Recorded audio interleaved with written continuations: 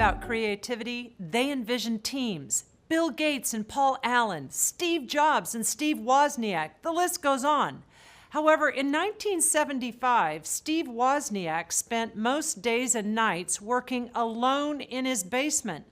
After 3 months, Woz emerged with his creation, a user-friendly home computer.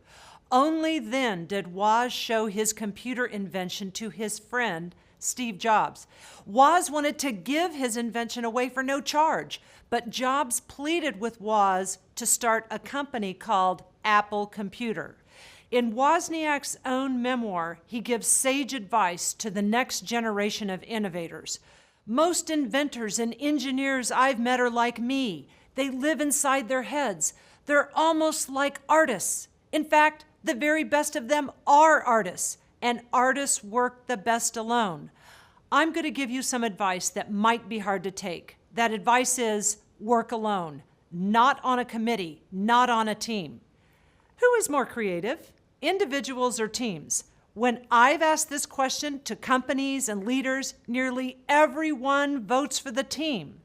As it turns out, there is over 50 years of research bearing on this question, and without exception, the evidence is that individuals are more creative than teams.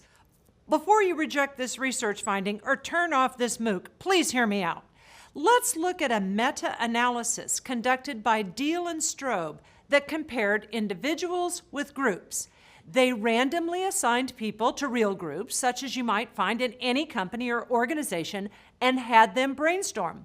They compared these real groups to control groups, who did the same brainstorming exercise but worked alone. Deal and Strobe called these control groups or nominal groups. They evaluated the productivity of the real groups and the nominal groups in terms of quantity and quality, as judged by independent experts who don't know whose ideas they were evaluating. Are you ready for the results? The nominal groups generated about 2.5 times more ideas than the real groups, and a significantly greater percentage of their ideas were judged to be of high quality. This effect has been replicated hundreds of times. The question is why? There are 4 factors that lead groups to be less creative than individuals. Number 1, social loafing or free riding. This is the tendency for a minority of people to do a majority of the team's work while some people don't contribute to the group. Note, social loafing becomes more of a problem as the team gets larger. 2, conformity.